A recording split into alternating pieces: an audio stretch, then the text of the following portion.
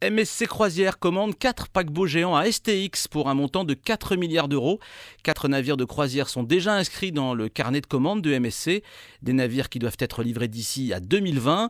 Pour permettre la construction de ces navires de croisière, les chantiers STX ont adapté leur outil industriel pour assembler plus vite et plus efficacement les navires. Les chantiers STX vont créer 3500 emplois sur 10 ans. Le prochain paquebot à quitter les quais de Saint-Nazaire, c'est l'Harmony of the Seas de la Royal Caribbean. La livraison est prévue à la mi-mai. La Cour d'appel de Poitiers a condamné lundi l'ancien maire de la Faute-sur-Mer à 2 ans de prison avec sursis. Françoise Babin, l'ancienne adjointe à l'urbanisme, et son fils, agent immobilier, ont été relaxés. Des nouvelles de Guirec, ce jeune navigateur de Plougrescan, âgé de 24 ans, qui réalise un rêve de gosse, un tour du monde à bord de son voilier de 11 mètres avec une poule rousse qui s'appelle Monique. Pendant 130 jours, ils ont été coupés du monde, prisonniers des glaces. Le jeune aventurier breton a dû aussi affronter les tempêtes. Il a failli être écrasé par des plaques de glace et il a aussi appris la mort de son père. Malgré tout, son aventure continue. Salut les amis, on espère que tout se passe bien. Monique et moi, on est toujours vivants, en pleine forme. Bon, c'est vrai que ça n'a pas été facile tous les jours. On est quand même resté 130 jours à la coupée du monde. On vient juste de retrouver la civilisation. Ça fait bizarre, ça fait du bien, mais c'était aussi intéressant de se couper de ce monde humain et de tous ses problèmes. Surtout que ça n'a pas été toujours le cas apparemment, d'après ce qu'on a entendu. Donc on vous avait promis un petit compte rendu de comment ça s'était passé. Là malheureusement on n'a pas eu trop le temps de le faire, mais on va s'en occuper rapidement. En revanche, je vous fais une petite vidéo pour vous montrer la vue, vous en faire profiter. Donc c'est assez sympa quand même. Donc là on est à Sakak, bienvenue à Sakak. On dit en groenlandais Alou, Ayungi. Bon, ça veut dire comment ça va, donc ça n'a rien à voir, mais c'est le seul vocabulaire que je connaisse. Et là il y a des icebergs, c'est sympa, hein, c'est beau quand même, hein, c'est beau.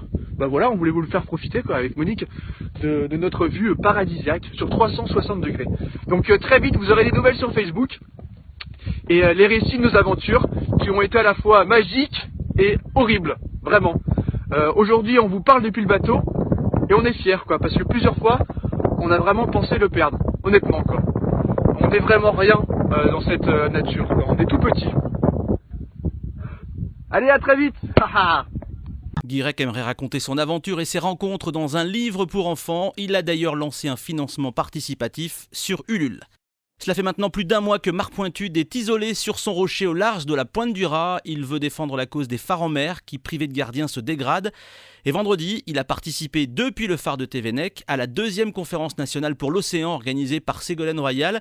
Il était en duplex, en direct du phare. Je l'ai fait à l'invitation de Catherine Chabot, la déléguée interministérielle, qui m'a fait l'honneur d'être invité en direct au cours de cette conférence par l'intermédiaire de Skype. Là, j'ai pu les promener un petit peu, l'ensemble des participants, les promener sur la terrasse, leur montrer la mer. Ça faisait un petit coup d'air marin dans une salle à Paris au ministère, donc c'était sympa. Puis après, surtout, j'ai eu l'occasion d'exposer notre point de vue et ce que nous faisons au point de vue patrimoine. Et ils ont vu un peu l'intérieur quand on traverse, et puis après je les ai emmenés dehors, enfin je les ai emmenés, la caméra les a emmenés dehors pour montrer un petit peu ils ont vu l'état de la terrasse, ils ont vu tout ça, mais ils ont vu aussi l'emplacement exceptionnel et puis tout l'intérêt emblématique de ce phare et de ce bâtiment. C'est un exercice utile et très intéressant parce que c'est une belle audience, donc ça il faut vraiment tirer un coup de chapeau à Catherine pour l'avoir organisé.